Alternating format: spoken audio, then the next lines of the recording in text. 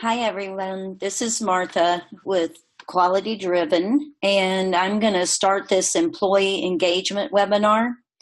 So I know people will be joining as we go, but let's get started.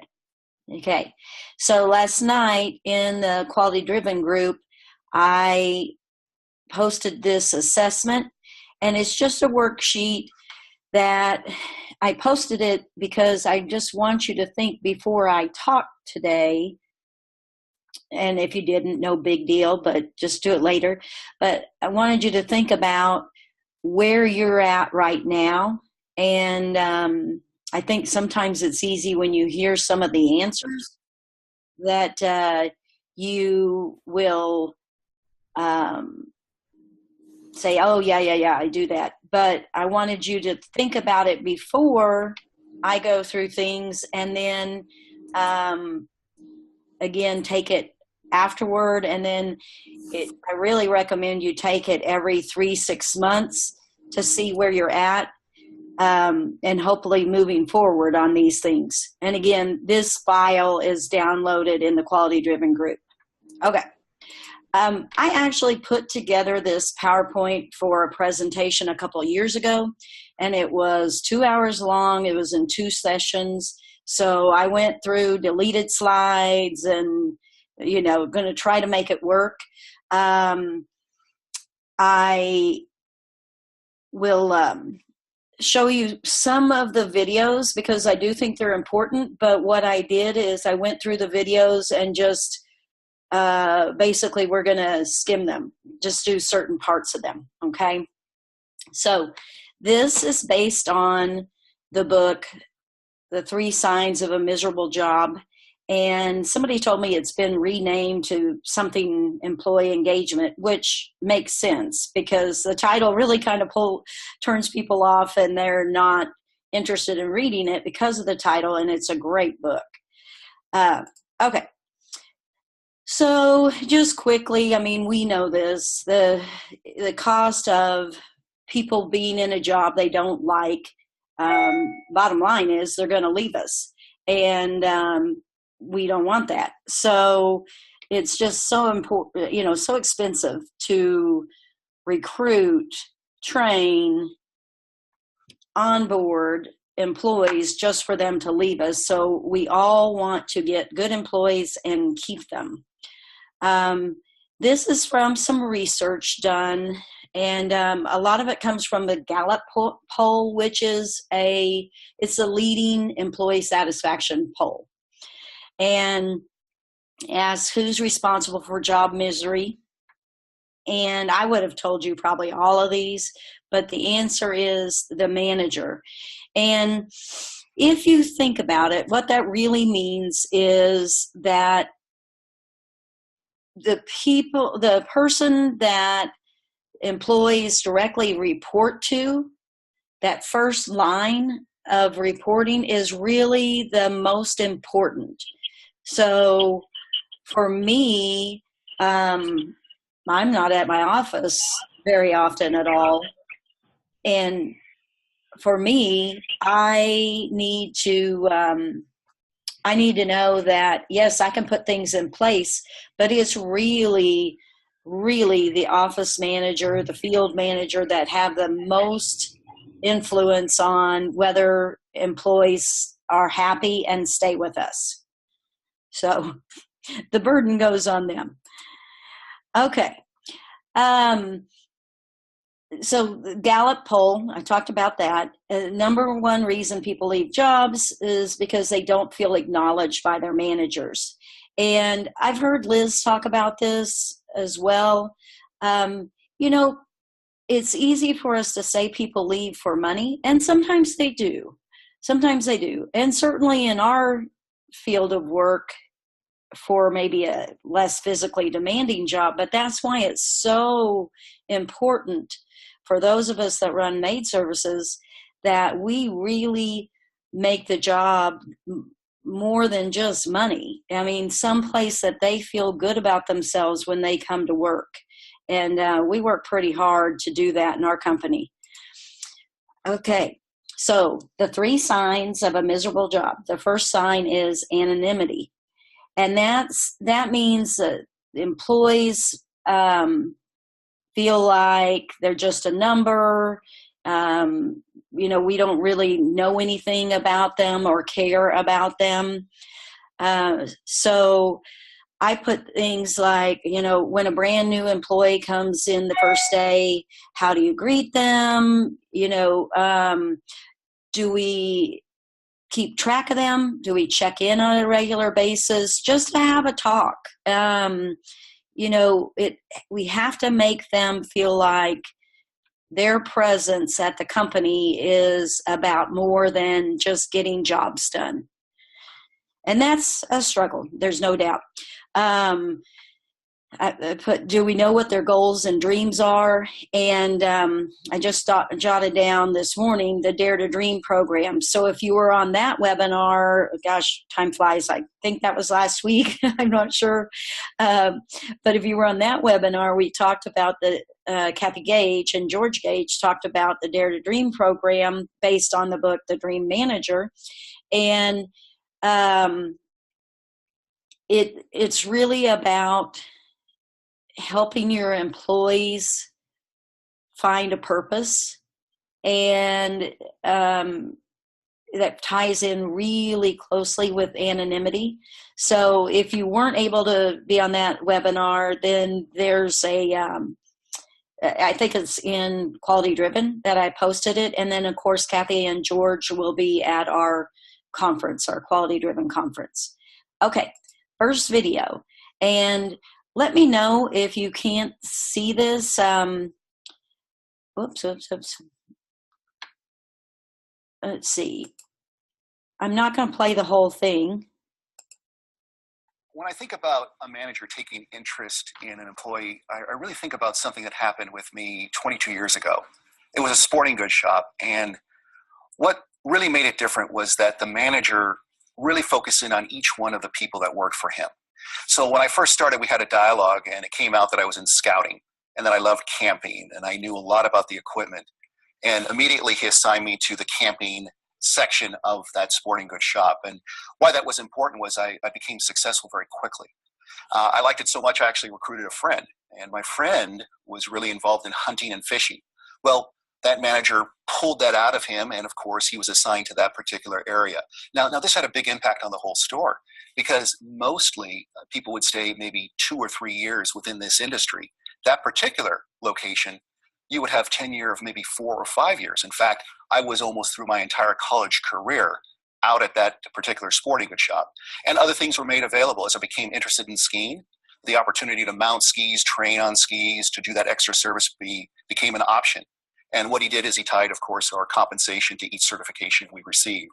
But as I look back at that experience, it was his focusing in on each one of us and what we like to do that made that place really something that I remember up to this day. I have a friend, and it really is a friend, who is not on this video for obvious reasons. She works for a nonprofit and doing a job that she really actually is good at and enjoys to some extent. But she recently came back from 4 months on maternity leave, and she came back after 2 months, her boss still had not asked her one single question about her new baby. So if you can imagine what this would be like, being a new mother, doing a job that you thought you were good at, to come back and struggling with being away from your baby and having your boss not take any interest in this hugely important event in your life, and what that would do to your morale and how you feel about your work and your role in your job. I used to be an emergency room nurse. Years ago, I worked at a large hospital in Orange County, and I loved what I did. But the work that we did very much depended on which doctor was in charge for the shift. And there was one doctor there who was my absolute favorite. And anytime he was on the shift, all of us, our spirits rose. We got excited to be together. He made us a team. And he would pull together those of us that worked in the emergency room. And then when you would call a code on somebody, people that come from x-ray and laboratory and respiratory, we don't even know each other that well. And we would function together almost seamlessly because of his leadership. He was a remarkable person. And whenever he worked, we were glad we were there. And I remember one night in particular, it was towards the end of the shift. It was about 9 o'clock at night, and we had a young woman come in. And I'll bet it took us close to 4 hours before we knew we were going to be able to stabilize her and send her to the ICU instead of the morgue. It was that touch and go. And he just orchestrated us beautifully together for the whole 4 hours, called out what was best in each of us, thanked us for things even though we were moving very quickly, asked us questions when he could. He was also training a new doctor with him. At the end of the code, when we were able to send her up to the intensive care unit and housekeeping had come through and cleaned the room, I was the only nurse left in there, and I was catching up on the charting, and he was back there with the young doctor he was coaching. And he went step by step over the whole 4 hours with him. And they rehearsed what they had done, and he coached him, and he congratulated him on some choices, and on other ones he said, here's what I might have done differently. And then at the end he said to him, did you notice the young man from housekeeping that came in at the end to clean up the room? And you could tell by the look on the young doctor's face, not only had he not noticed the guy, he had no idea why he was being asked this question. And so the doctor that I loved working with said to him, his name is Carlos. And when he comes in from housekeeping, he cleans our rooms up faster and better than anybody so we can get back and see more patients. So you need to know him. And you could tell still the doctor wasn't getting it. So the doctor that I liked went on. And of course, I was in the back doing what nurses do. We eavesdrop and acting like I was charting. And he said to him, his name is Carlos. His wife's name is Maria. They have 4 children. He went on and he named every one of the kids' names and their ages. And he said, Carlos lives in a little rental house about 3 miles from here in Santa Ana. He's been up from Mexico for 4 years. And next week when you come back to work with me on my shift, I'd like you to tell me something about Carlos that I didn't already know. Okay, great. Have a good night. See you later. And he was off. And I had goosebumps thinking I have just witnessed brilliant, staggering, transformational leadership. Okay, I'm going to stop it. Those were the 3 best. But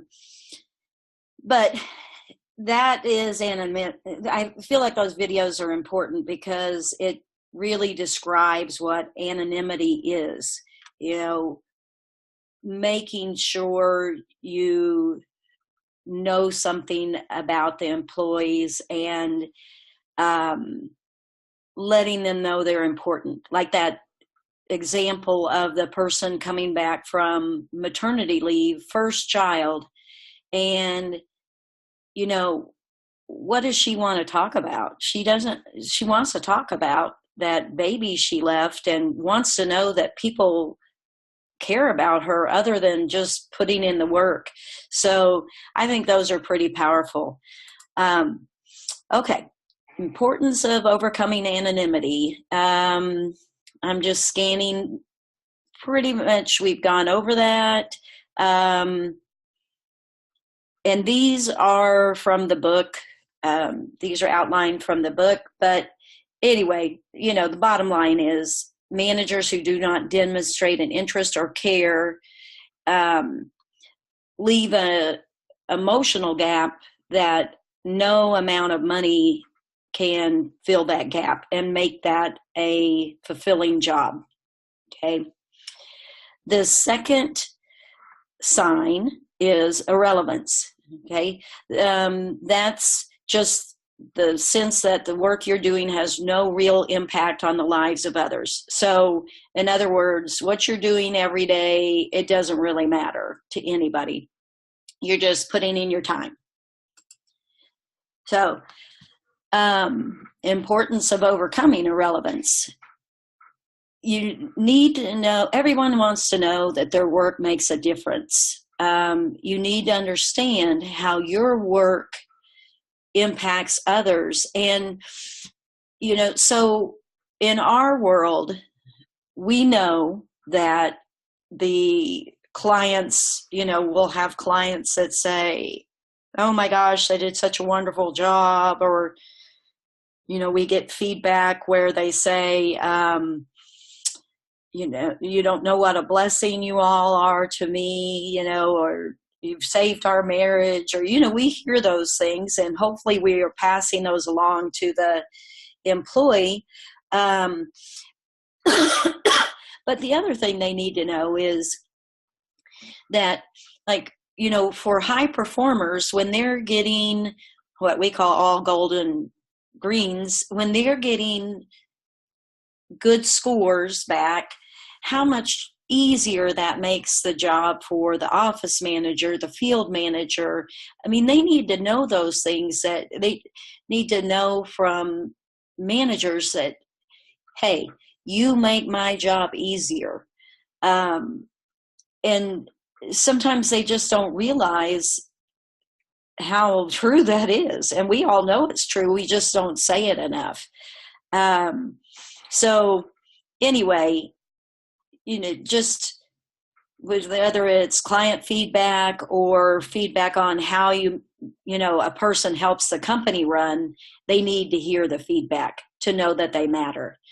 Okay, here's another video, and I am going to see if I can get this. When I was in college, I got a job as a waitress. I went to the interview with a lot of my other friends who wanted the job also, and we were all so excited when we got the job.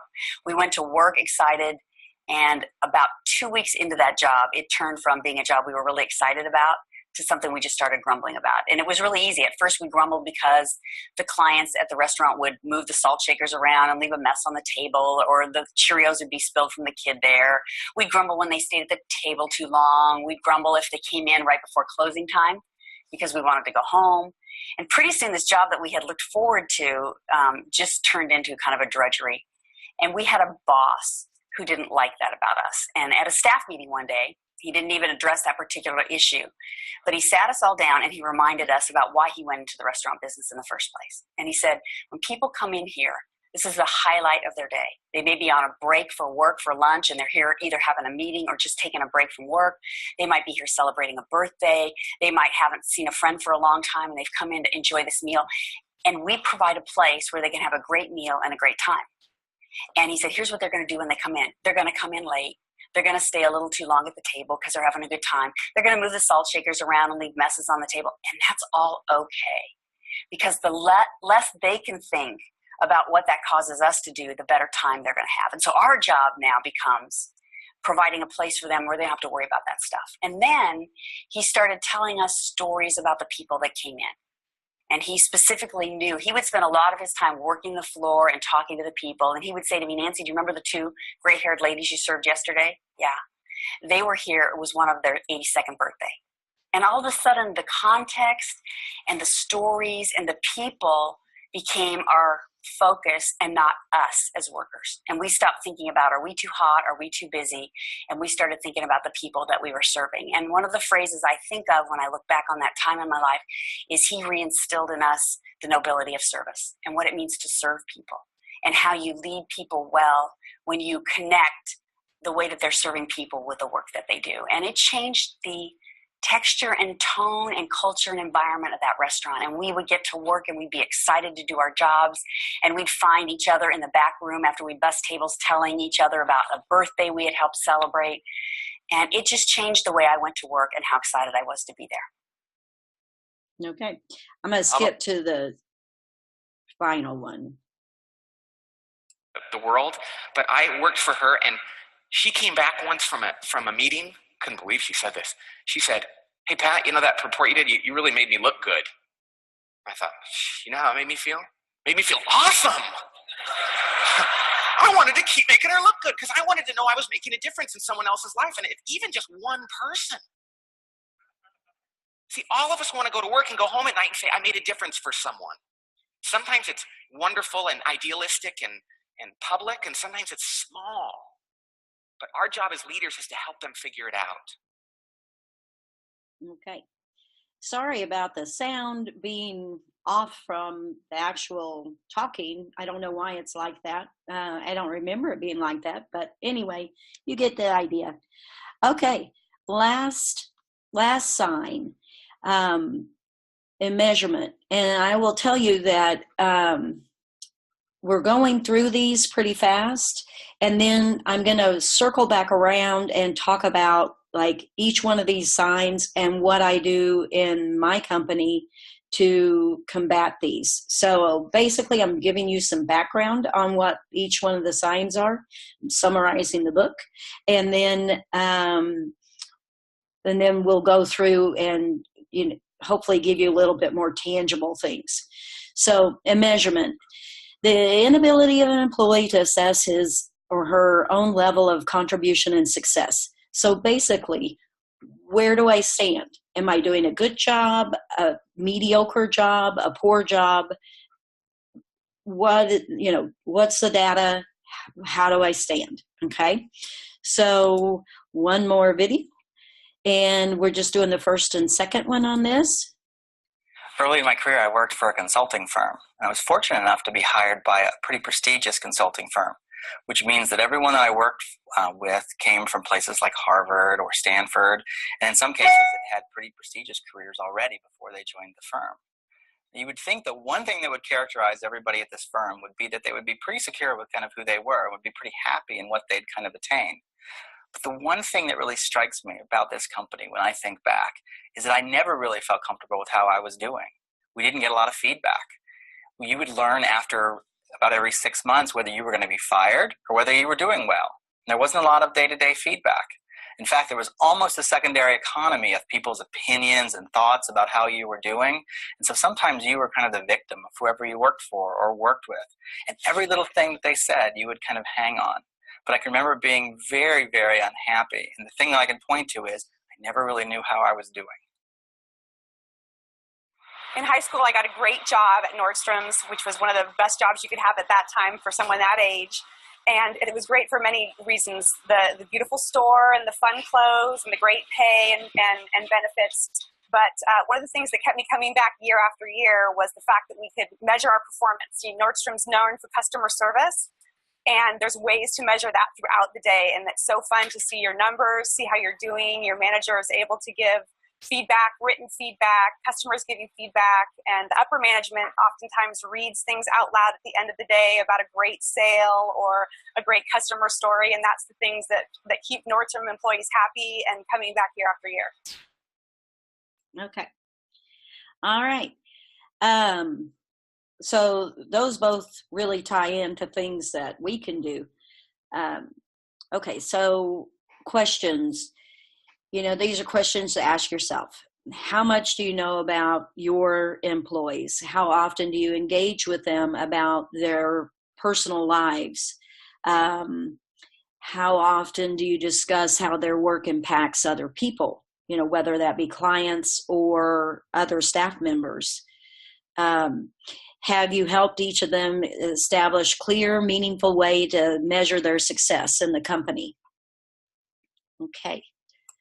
So while you're thinking about that, I'll get here. So we're going to go through the 3 signs like I promised, but I'm going to talk about what we've done. Okay. And I call it Diva Land. We're dusting divas. So anyway,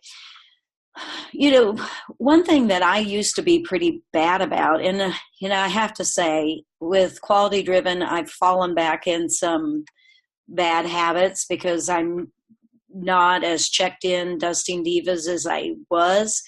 But one of the things that I was kind of bad about and have fallen back, I will admit, is sharing things about me and my personal life. I'm not really a sharer like that. And, but after reading the book and, doing some of the research, I realized that then they can't feel close to me. If I'm not at all vulnerable with them, they can't feel close to me. Now, of course, I share some things, and it's hard because, we have some advantages they don't. So it's hard what to share and not be kind of throwing things in their face. But just know that you need to make a connection, however you do that. Asking about their weekend, checking in with the employees on a regular basis. And I'll show you that we actually have timers that remind the office staff to get in there and, schedule an appointment with the person, because otherwise, like I say, time flies and you lose track of things. We play the role of a concierge at times. Now, we don't do this often, but, occasionally they really need to do some research about maybe getting their car tags or I don't know, and sometimes they're just working all day long and they don't have time to call places, do things that they need to do because, we've got them on a pretty tight schedule. So sometimes we'll make calls or even possibly do an errand for them.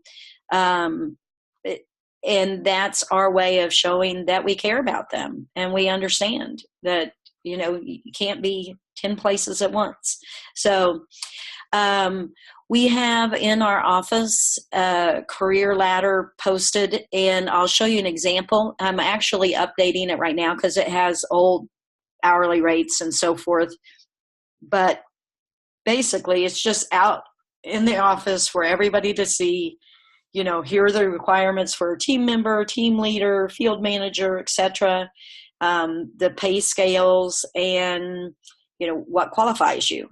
So, and then this one, kid's birthday present. Okay. So I'm not going to lie. It's difficult to track and keep up with, but, we managed to do so.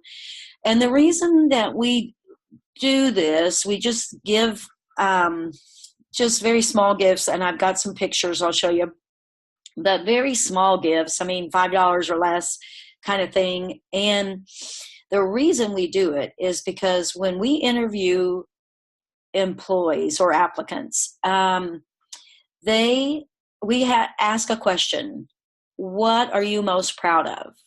And everyone says their kids, and to see them light up and just the joy and the pride. So when I was thinking about this and a way to show employees we care, I decided that really it needs to be something about their kids because, that's what's most important to them. And so we do have a way that we track it, and I'll explain it in a little bit. And we do try to give a small present, and we all sign a little note to the child and send them home with a card and a small present. So anyway, it's a good program. It's, once you start it, you're stuck. So just think about it. And it's not for everybody, but really what I'm getting at is decide how you can make a big impact. And that's what you do. One thing that's not on the list is we are definitely starting the Dare to Dream program that Kathy and George Gage are going to be presenting. And I hope to get it started prior to the conference so I can tell you guys some of the results that we've had. But I've wanted to do this for years. And now that Kathy has put together the booklets that make it kind of turnkey, I'm really interested in it. So, okay, this is that career ladder. It's kind of smushed. You can't read it too well, but you get the idea. And again, I just had to go in. We have updated our hourly rates, raised them a little bit. So I need to go update that. And then that will get posted back up on the wall. I left this in here. We actually do not use this anymore. We just found it more work, and I don't know, we just weren't using it. So I don't have a picture of it, but what we have is, well, first let me say, you can order these on Etsy.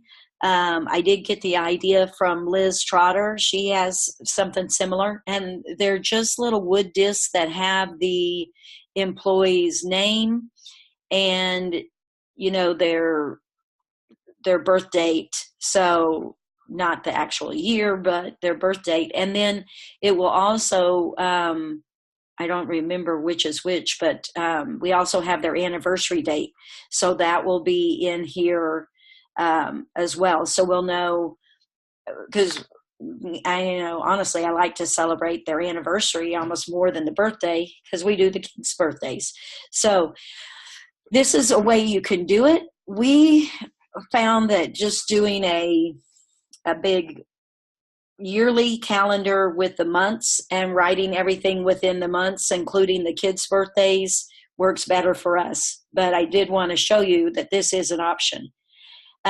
Won't spend too much time on this because this is Infusionsoft, and I'm actually getting rid of Infusionsoft and going to something else. But I'm just showing you that we actually had timers, and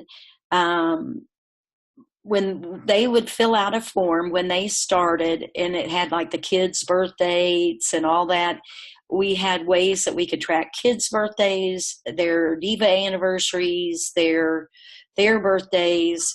And then this one here, this is employee pay raises, employee birthday reminders. But I don't even have a picture of, we have a very sophisticated onboarding campaign. And for those of you who don't have Infusionsoft or some CRM, then you can do this. You just have to set some kind of calendar events or something like that. I like to automate as much as I can automate because I need automation. But anyway, think about that. What you can do to make sure that, you know, when they get out of training, you're checking in with them. At their 3-month anniversary or 3 months from start date, you're checking in with them. Just, you know, various things. And then in that onboarding campaign that I was talking about, weekly, we're sending emails that, you know, basically all the stuff we went over when they were hired and during training, but it was just too much. So we're sending them emails each week, and it's like, do you know about our charity program? And it's similar to Cleaning for a Reason, but we also clean for families that have children going through cancer treatment. You know, there's an email that goes out and says, are you getting complaints on floors? You know, here's the common reasons that happens. Just, you know, there's tips and tricks. There's, you know, do you know about our company summer party and Christmas party? You know, just tips and tricks, things about the company, so forth. Okay. Here's a picture of the little gifts. And what we do is we have a section. And so we have a section for, say, you know, toddler age, like under 4 or 5, I can't remember. And we have girl and boy. Not going to lie, the older they get, like after 10, that's pretty much impossible to buy them anything. So a lot of times we'll just put $5 bill in with a card, you know. Or if they're a teenager, like high school age, you know, we have bought movie tickets before, which is more expensive than $5, but it's hard to buy a teenager anything. You know, of course, once they're 18, we're done. But anyway, these are some examples, and we just watch clearance aisles, buy in bulk, that kind of thing. So, I will say we do let the parent, we have a section, and we do let the parent pick it out. So we'll say, hey, it's so-and-so's birthday. You need to pick out a present from us to them. And we let it pick it out because they may love Despicable Me, or, you know, may love something, and we picked out something else. So the parent knows the child, so we let them pick it out. Okay. And then, so for irrelevance, and that's the one where, you know, does my work matter? So what we do is we have a staff Facebook group, and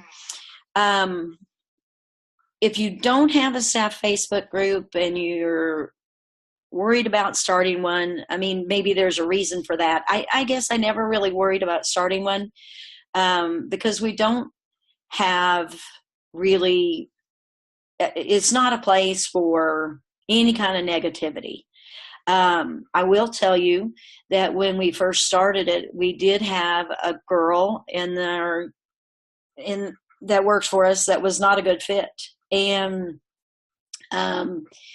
you know, there was some griping going on, and like she would start it, and then others who wouldn't normally gripe would kind of chime in. And so there for a while, I made it to where I had to approve the posts, and I told them, this isn't going to happen. So anyway,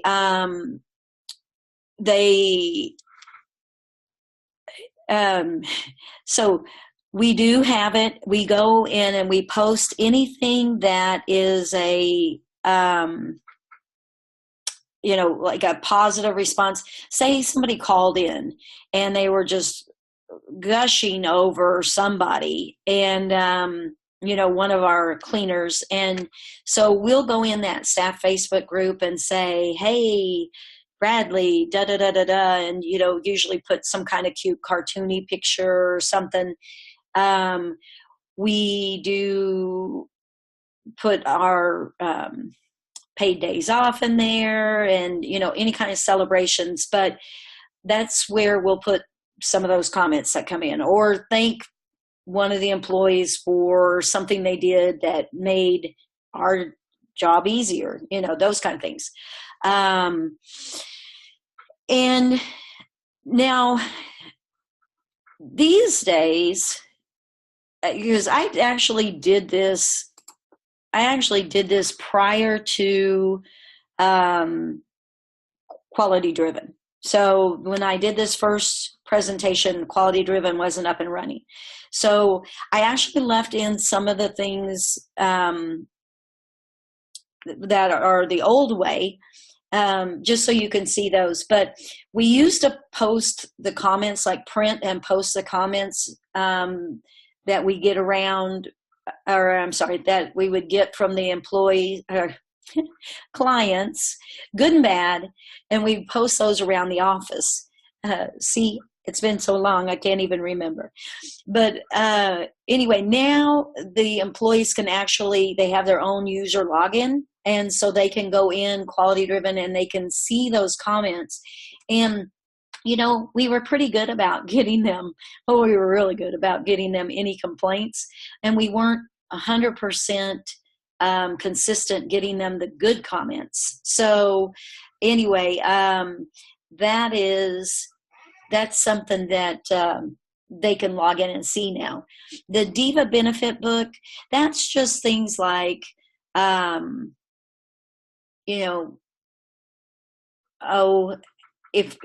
if they meet certain requirements, then they get, different benefits and so forth. And I think I have pictures of those.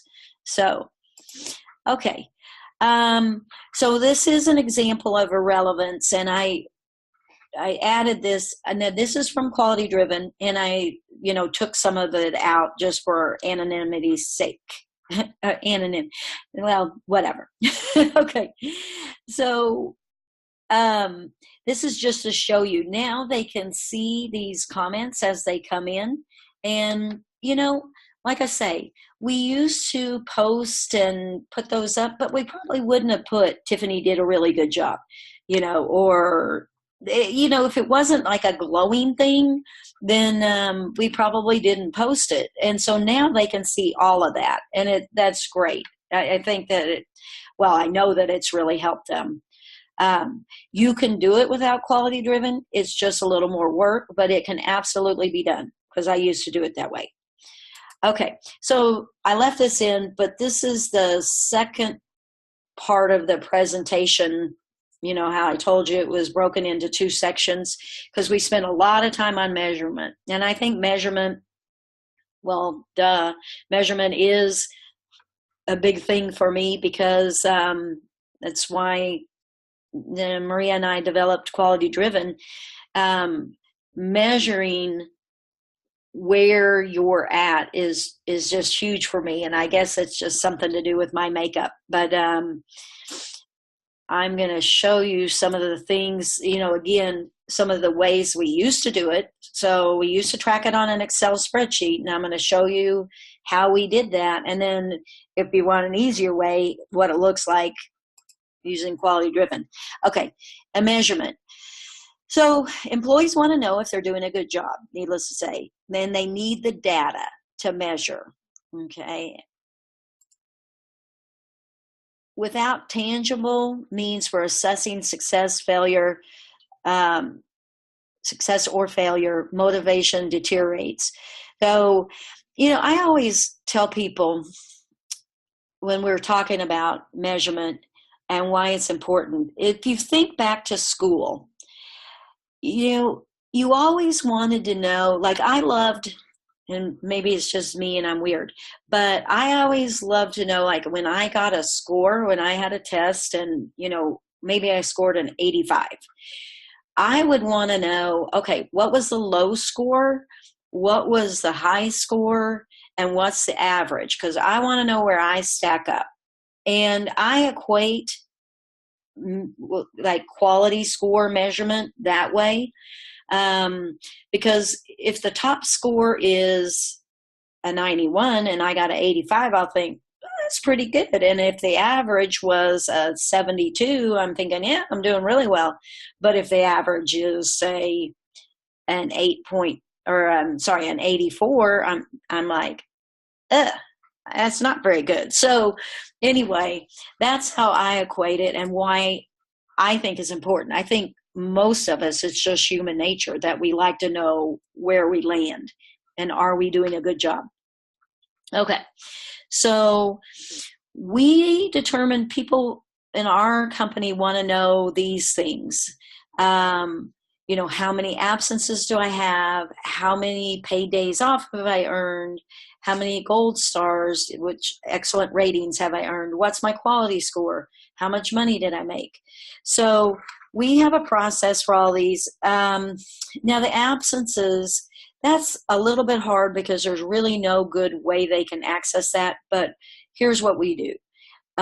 Every single time they have an absence, then we let them know where they are in the spectrum, because they're allowed 3 unplanned absences in a 6-month period, and they can have consecutive days off, and that's only 1 absence.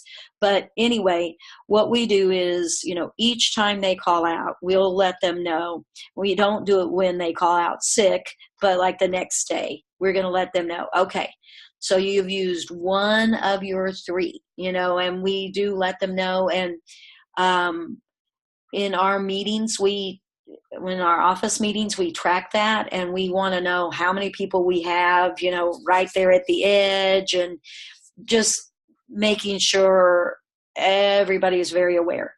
How many PTO days have I earned? I'll show you a picture of how we track that. Gold stars, I'll show you a picture of old way and the new way.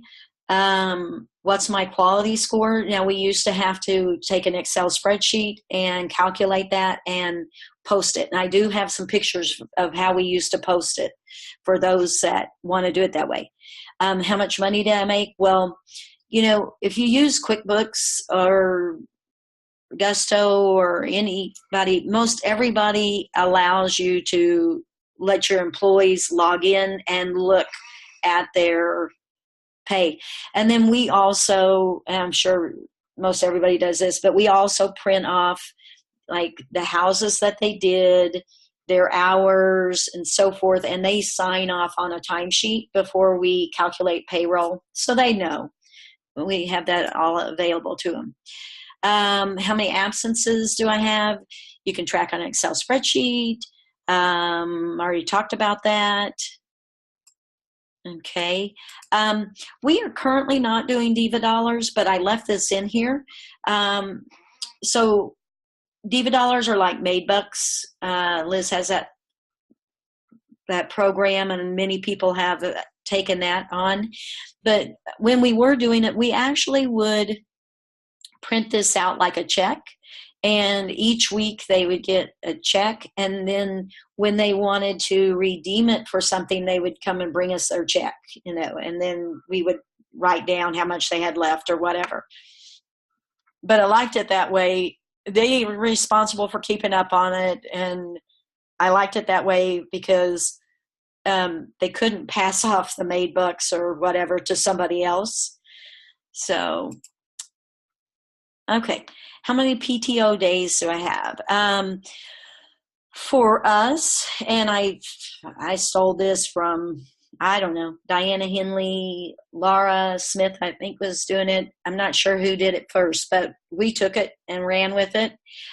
We give one PTO day for every 60 gold stars, which are excellent ratings, and we can run a report in Quality Driven, and we'll take that, and then I'll show you a little sheet that we mark them on. But I think what's important is the employee can also see that same report. They can log in so they know that we're giving them credit where credit is due. Here's the paper I was talking about.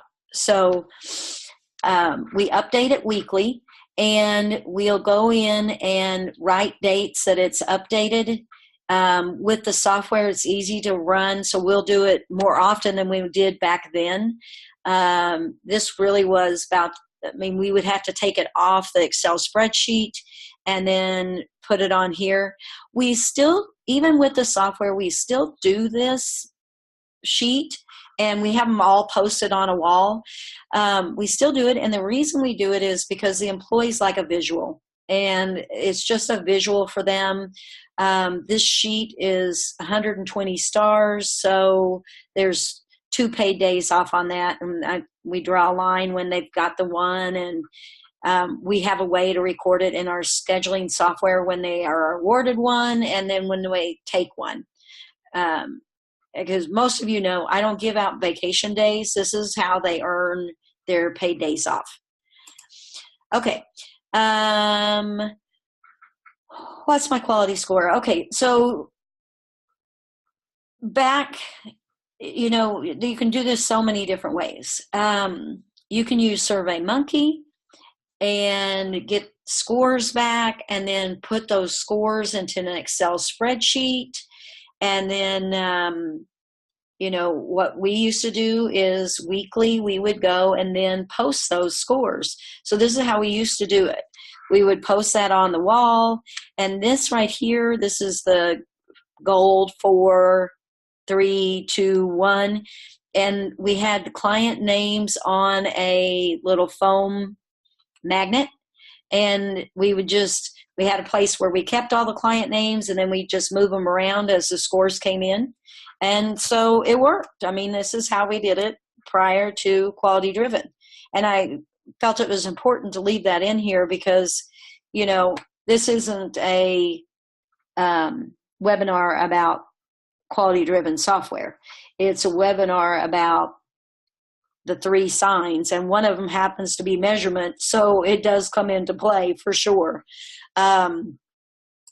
So this is how they can see it now. This is how the office can see it now, and it's so much easier. But I did want to post how we used to do it, so you knew you could do it. But it's real easy to look up by employee or team and see what they have. Okay, bonus wheel. This ties into measurement because our employees are tracking their quality score, and so are we. And they can log in, but prior to being able to log in, they could see it right here. They could see their score, where they were at, and see if they qualified for spinning the bonus wheel. And, there were certain ways that they could get a spin. And anyway, here's the requirements. You can buy those wheels on, I think, eBay, Amazon, various places. Okay, so did pretty well because it's 10 till. Just to close it out. So anonymity, you just need to find a way to schedule check-ins, figure out how to know more about the employees, and maybe you do already know about the employees, but how to make sure they know that you care. That's really the bottom line. Irrelevance, figure out a way for employees to know their work matters. So however that however that is for you. One thing I didn't mention, but, I've really been stressing to the field manager and the office manager lately is we've gotten a little lazy because quality driven it is. They can log in, they can see it. That's still not the same as public recognition. So what I've said is I want you to keep track of any of those phone calls that come in, and maybe you already posted them in the Facebook group. That's a form of public recognition, but it's not the same as at a meeting and you're sitting there and saying, I want to tell you about this story about this person calling in, da da da da da. That makes much more difference than just them logging in and seeing it. Okay. In measurement, figure out a way for your employees to know where they stand. You don't have to measure your quality scores. What this is about is what's important in your company. What do you care about as a business? And therefore, the employees need to care about. And then those things, for me, the biggest are absences and quality. But those things in your company, figure those out and figure out a way that your employees know at all times where they stand. Okay. Any questions, anybody? Anything?